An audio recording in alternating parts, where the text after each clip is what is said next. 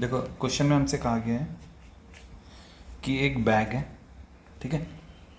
एक बैग है जिसमें कि 5 रेड बॉल्स हैं और सम ब्लू बॉल्स हैं, यानी कि 5 रेड बॉल्स तो हमें पता है कि रेड बॉल्स कितने 5 हैं, लेकिन कितने ब्लू बॉल्स हैं ये हमको नहीं पता है, ठीक है। तो एक बैग में 5 रेड बॉल्स हैं और कुछ ब्लू बॉल्स हैं। आगे क्वेश्चन में कहा गया है if the probability of drawing a blue ball is double that of red ball.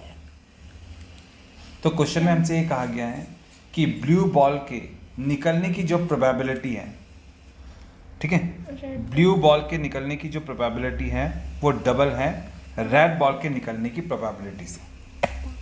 तो हमने नंबर ऑफ ब्लू बॉल्स को फाइंड आउट करना है जो कि बैग में है, ठीक है। तो यहाँ पर हम बनाते हैं एक बैग, ठीक है। तो हमें ये तो पता है कि बैग के भीतर 5 रेड बॉल्स हैं, 1 2 3 4 एंड 5, ठीक है। 5 रेड बॉल्स हैं और कुछ ब्लू बॉल्स हैं, ठीक है, कुछ ब्लू बॉल्स हैं। अब कितने ब्लू बॉल्स हैं वो हमको नहीं पता, ठीक है। तो पहले हम सपोज कर लेते हैं कि ब्लू बॉल्स जो हैं वो कितने हैं, x हैं। लिखते हैं let number of blue balls be x। तो हमने मान लिया कि जो ब्लू बॉल्स हैं वो कितने हैं, वो x हैं। अब हमें ये तो पता है कि नंबर ऑफ रेड बॉल्स जो हैं वो कितने हैं, हमें ये तो पता है कि नंबर ऑफ रेड बॉल्स हैं वो कितने, वो 5 है। इसलिए टोटल बॉल्स कितने हो गए बैग के भीतर, 5 प्लस x, है ना। 5 red balls, x blue balls, तो टोटल बॉल्स हो गए 5 प्लस x। अब हम ब्लू बॉल की प्रोबेबिलिटी निकालते हैं, ठीक है। बैग में से अगर हम एक बॉल निकालते हैं तो ब्लू बॉल निकलने की प्रोबेबिलिटी निकालते हैं। तो लिखते हैं प्रोबेबिलिटी ऑफ ब्लू बॉल। अब ब्लू बॉल है कितने, ब्लू बॉल तो हमने x सपोज किया है, तो ब्लू बॉल्स तो हैं x एंड टोटल बॉल्स कितने हैं 5 प्लस x। तो प्रोबेबिलिटी ऑफ ब्लू बॉल, है ना, प्रोबेबिलिटी ऑफ ब्लू बॉल के निकलने की प्रोबेबिलिटी कितनी आ गई, x अपॉन 5 प्लस x। अब हम प्रोबेबिलिटी ऑफ रेड बॉल निकालते हैं, ठीक है। तो प्रोबेबिलिटी ऑफ रेड बॉल, यानी कि बैग में से रेड बॉल के निकलने की प्रोबेबिलिटी निकालते हैं। अब रेड बॉल हैं कितने, रेड बॉल तो 5 है ना, क्योंकि रेड बॉल्स तो हमें पता है ना कितने हैं, बैग के भीतर 5 हैं।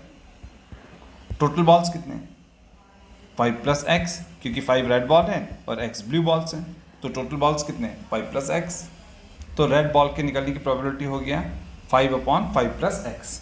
अब अकॉर्डिंग टू क्वेश्चन के अनुसार, क्वेश्चन क्या कहता है, क्वेश्चन ये कहता है कि जो प्रोबेबिलिटी ऑफ ब्लू बॉल है ना वो दुगना है प्रोबेबिलिटी ऑफ रेड बॉल से।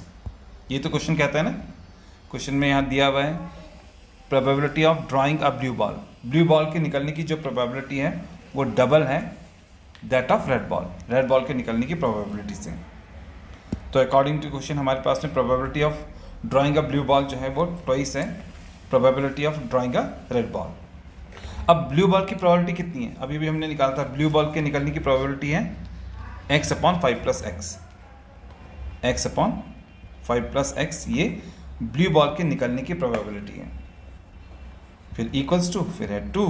अब रेड बॉल की प्रोबेबिलिटी कितनी है, रेड बॉल के निकलने की प्रोबेबिलिटी कितनी है, 5 upon 5 plus x, 5 upon 5 plus x, ये रेड बॉल के निकलने की प्रोबेबिलिटी है। और according to question blue ball के निकलने की जो प्रोबेबिलिटी है वो रेड बॉल के निकलने की प्रोबेबिलिटी का डबल है।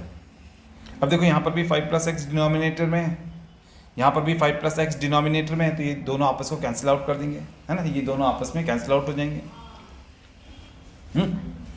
ये दोनों आपस में कैंसिल आउट हो गए। अब रह गया यहाँ पर x और वहाँ पर कितना रह गया 2 5 10, है ना, 2 5 10। तो हमारे पास में कितने ब्लू बॉल्स हैं आगे, वो हैं 10, क्योंकि हमने ब्लू बॉल को माना था x, number of blue balls को माना था x, तो हमें पता चल गया कि जो नंबर ऑफ ब्लू बॉल्स है वो कितने 10 है। तो देखो इस वाले ऑप्शन में हमको 10 दे रखा ना, तो ब्लू बॉल कितने 10 है, तो ये हमारा ऑप्शन बिल्कुल करेक्ट है।